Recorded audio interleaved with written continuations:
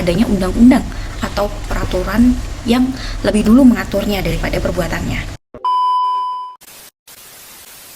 Halo, Assalamualaikum warahmatullahi wabarakatuh. Perkenalkan, nama saya Jayanti, mahasiswi dari Magister Ilmu Hukum Universitas Tarumanegara. Sudah di semester 2, jadi ya insya Allah tahun depan udah bisa lulus ya. Doakan. NIM saya itu 2072420001. Saya ingin mengajak kalian semua guys untuk membahas tema terkait dengan mata kuliah saya. Saya mempunyai tugas sebagai bahan ujian tengah semester saya untuk membuat suatu diskusi yang akan diupload di YouTube terkait dengan tema hukum penyelesaian sengketa. Nah, di sini saya mengambil tema terkait dengan asas-asas hukum acara pidana, asas legalitas, lalu terkait dengan asas diferensiasi fungsional. Asas pertama saya mengajak diskusi kepada kalian yaitu terkait dengan asas legalitas. Asas legalitas ini dimana asas yang menyatakan bahwa tidak ada perbuatan pidana dan tidak ada hukuman tanpa adanya undang-undang atau peraturan yang lebih dulu mengaturnya daripada perbuatannya. Di sini itu pasal kunci, lebih tepatnya ke hukum normatif ya, karena di mana ada peraturan bisa kita tegakkan hukuman atau pelanggarannya. Tapi kalau misalnya tidak diatur, itu akan sangat susah bagi penegak hukum untuk menyatakan bahwa perbuatan itu melanggar atau norma-norma dari norma hukum yang berlaku. Asas legalitas juga itu bisa disebut nullum delictum nulla puna sine pravia lega ponali, yaitu memang sama ya, tidak ada perbuatan yang dapat dihukum kecuali berdasarkan ketentuan peraturan perundang-undangan pidana yang sudah ada di sebelumnya. Nah, 3 prinsip inti asas legalitas di sini itu dia menjamin kepastian hukum di mana mencakup lex scripta, yaitu hukum pidana itu harus tertulis jelas, jadi tidak abu-abu, tidak cuman kebiasaan, atau jadi harus ada kejelasan. Asas legalitas ini berhubungan dengan lex scripta, di mana di sini menyatakan bahwa hukum pidana itu harus tegas dan ketat. Jadi misalnya perbuatannya A, lalu hukumannya hanya di range 1 atau 1 miliar, nah itu hakim tidak boleh mengadili dengan menggunakan kekuasaannya, kewenangannya di luar dari ketentuan yang berlaku. Jadi harus tegas ya. Di sini juga ada lex temporalis. Di sini itu bilangnya bahwa hukum pidana itu tidak berlaku surut. Nah, peraturan baru itu yang telah ditentukan untuk mengatur suatu tindakan pidana itu tidak dapat digunakan untuk kejadian atau pelanggaran-pelanggaran yang dilakukan oleh pelanggar sebelum dari peraturan itu ditetapkan. Bagian keduanya adalah ketika asas legalitas itu di mana pengaturannya dalam kitab undang-undang hukum pidana. Nah, di sini diatur sangat jelas bahwa di ayat 1 KUHP ini masih berlaku ya hingga saat ini, bahwa suatu perbuatan tidak dapat dipidana kecuali berdasarkan kekuatan ketentuan perundang-undangan pidana yang telah ada sebelum perbuatan itu dilakukan. Lalu ini juga diatur dalam Undang-Undang Dasar 1945 kita, di mana di sini pasal 28 ayat 1 Undang-Undang Dasar ini bahwa hak untuk tidak dituntut atas dasar hukum yang berlaku surut adalah hak asasi manusia yang tidak dapat dikurangi dalam keadaan apapun. Nah, di sini agak tersirat ya bahwa manusia ini, warga negara, tidak dapat disalahkan terkait dengan ketentuan peraturan yang belum diatur. Nah, untuk sejarahnya sendiri, asas legalitas ini dulu pada zaman abad pencerahan, pada tahun kekuasaan, itu dapat menghukum orang tanpa batas apapun. Jadi dulu tuh kerajaan-kerajaan di era Romawi, lalu jauh sebelum kemerdekaan ya, itu tuh hukuman bagi orang itu bisa dilakukan secara sewenang-wenang. Jadi tidak ada batasan, lalu tidak ada pengaturannya, itu mutlak menjadi kewenangan dari suatu kerajaan. Nah, di situ kan bisa muncullah itu hak-hak keadilan karena tidak adanya aturan yang jelas, maka banyak aktivis-aktivis pada waktu itu menyuarakan agar dibentuklah hukum tertulis dulu, baru memperbolehkan kerajaan itu untuk menghukum atas perbuatan yang salah atau benarnya itu. Nah, pada waktu itu memang hak terbesar untuk memutuskan apakah suatu perbuatan itu untuk dihukum atau enggak itu keinginan atau dengan menggunakan kekuasaan, sehingga muncullah ide-ide untuk mereformasi dan memperbarui terkait dengan tata cara dan asas legalitas ini, yaitu lebih menjamin dengan kepastian hukum dan hak-hak asasi dari setiap manusia ya ini ya. Lalu ini ada ceritanya di bukunya Sudipyo dan Rahman tahun 2021. Dia menjelaskan terkait itu ya, kekuasaan dan kewenangan, sehingga lahirlah pemikiran-pemikiran yang menyuarakan untuk seharusnya lebih adilnya itu bahwa hukum itu dibuat terlebih dahulu untuk mengatur perbuatan-perbuatan yang tidak sesuai. Jadi segala sesuatu yang dihukum dan dinyatakan bersalah atau tidak itu jelas ada ukurannya, ada aturannya secara tertulis terlebih dahulu, sehingga itu lebih menjamin kepastian hukum dari warga negaranya atau dari manusianya ya, masyarakatnya. Untuk contoh-contohnya sendiri, itu penerapan terkait dengan asas legalitas itu bisa ditemukan di banyak banyak putusan pengadilan, atau mungkin sehari-hari dalam praktek bekerja juga dapat ditemukan. Jadi istilahnya apabila ada kesalahan dari waktu sekarang, namun di situ belum terdapat pengaturan yang jelas dan tertulis, itu tidak akan dapat untuk disangkakan atau ditindak pidananya. Jadi tidak akan bisa diproses karena memang belum ada aturan-aturan yang tertulis gitu.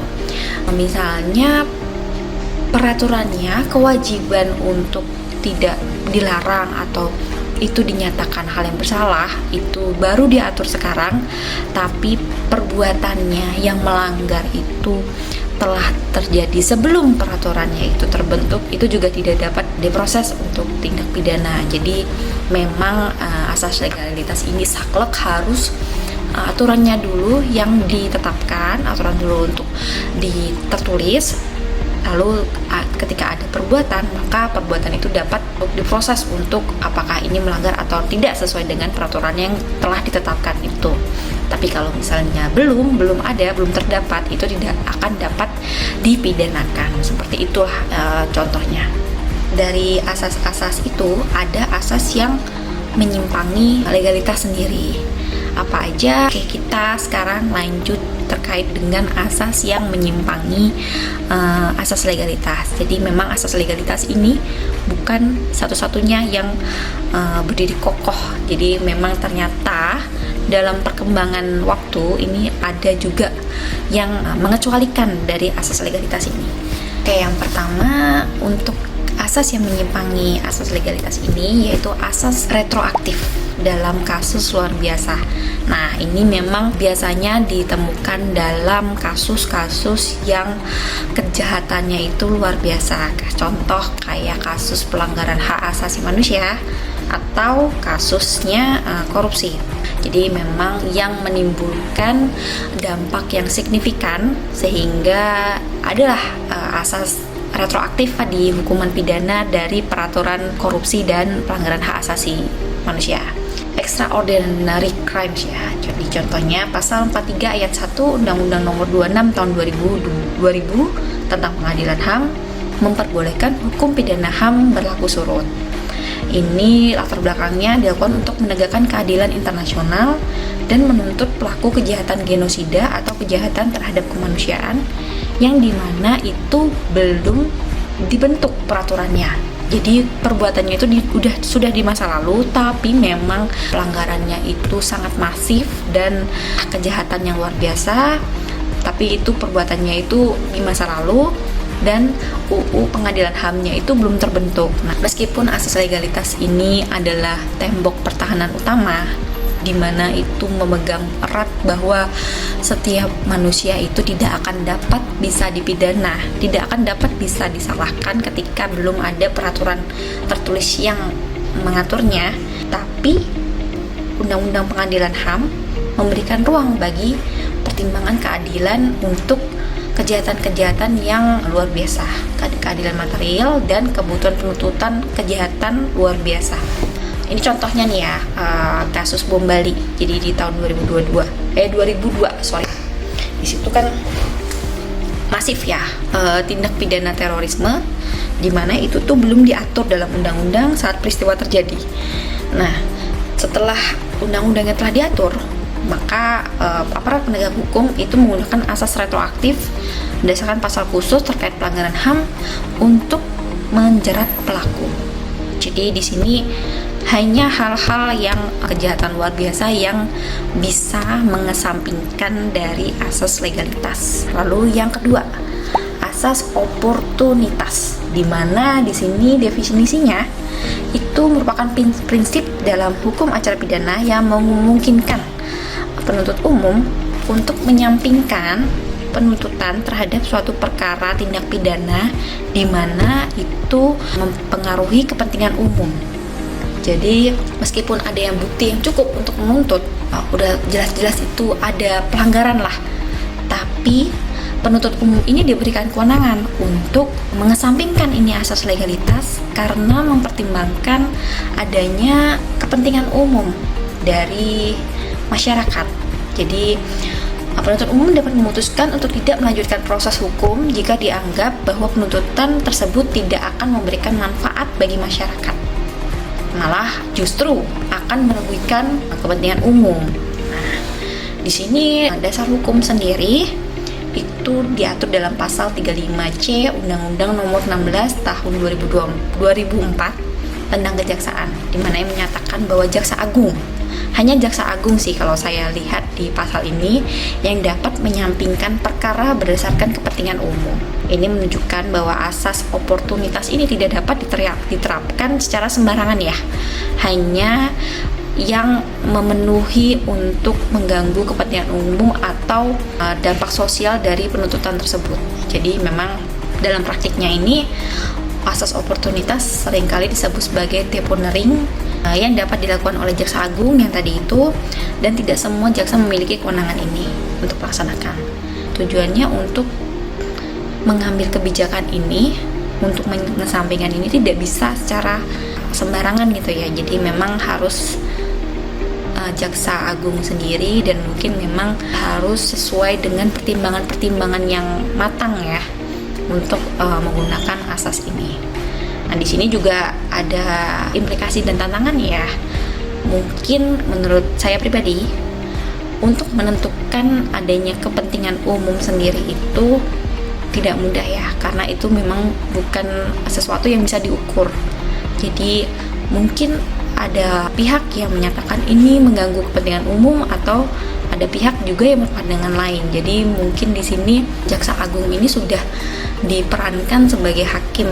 Jadi maksudnya dia sudah bisa memutuskan sendiri apakah ini tuh bisa dilanjutkan atau tidak. Cuman ya kita harus berpositifnya, asas ini merupakan asas yang mengakomodir dari asas legalitas yang tadinya saklek ya. Tadinya itu ketat, ada aturan, ada perbuatan, ya harus dihukum. Tapi asas ini itu dia lebih mengakomodir terkait dengan sisi-sisi lainnya di faktor-faktor lainnya yang mempengaruhi dari pelanggaran ini. Misalnya terkait dilihat lagi faktor sosialnya, atau mungkin histori dari pelaku ini melakukan perbuatan pidana ini apa. Nah, jadi tidak hanya tutup mata dan melihat oh adanya aturan ini maka ini harus dihukum gitu. Tapi ya itu tadi tantangannya, seorang Jaksa Agung harus mempunyai mungkin integritas yang tinggi ya untuk menyatakan bahwa kasus ini itu tidak memenuhi atau mengganggu kepentingan umum, jadi tidak bisa dikecualikan dari asas legalitas. Untuk Contoh dari kasus asas ini, asas oportunis ini, mungkin kita bisa ingat ya, kasus di mana ada nenek-nenek ya kan cus, pencurian 3 tandan buah sawit, di mana di Riau, di mana di situ ada fakta bahwa Ibu Rica, seorang ibu tunggal dengan latar ekonomi kurang mampu mencuri 3 tandan sawit. Kerugiannya itu perusahaan BUMN-nya itu sebesar 76.000 sekian. Di mana tindakan jaksa di sini penuntutan tidak dilakukan, bahkan adanya bantuan beras diberikan untuk memenuhi kebutuhan keluarga korban. Alasannya, penerapan asas oportunis ini pelaku berasal dari masyarakat yang ekonomi rendah, lalu pelanggaran yang dilakukan itu berskala kecil dan tidak mengancam kepentingan publik, lalu menerapkan restoratif justice di mana pelaku ini itu udah mengembalikan gitu. Nah, di sini bisa kita lihat bahwa ini mengesampingkan asas legalitas si asas oportunis ini.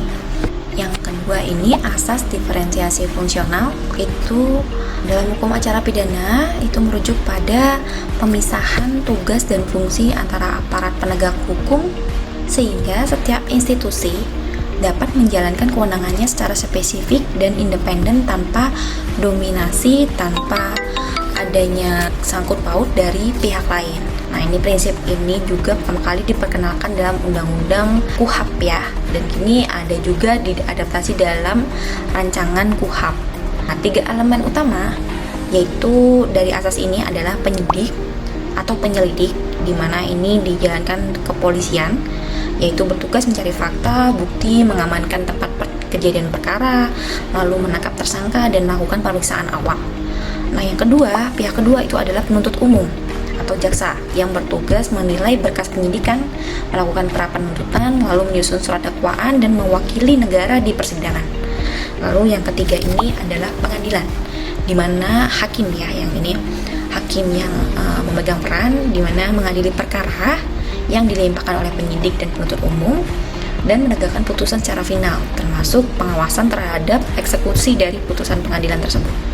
Esensi dari diferensiasi ini, filosofinya adalah untuk lebih menekankan adanya check and balance antar lembaga dalam penegakan hukum. Lalu adanya penghindaran tumpang tindih kewenangan ya antar lembaga juga untuk tidak saling double job, jadi lebih ke check and balance. Lalu di sini juga ada perlindungan hak-hak tersangka dan korban melalui pembatasan kewenangan yang jelas. Untuk di Indonesia sendiri ada 3 pihak itu ya, penyelidik, penyidikan, dan penuntutan, dan pengadilan, di mana implementasi diferensi fungsional ini bertujuan meminimalkan penyalahgunaan kewenangan.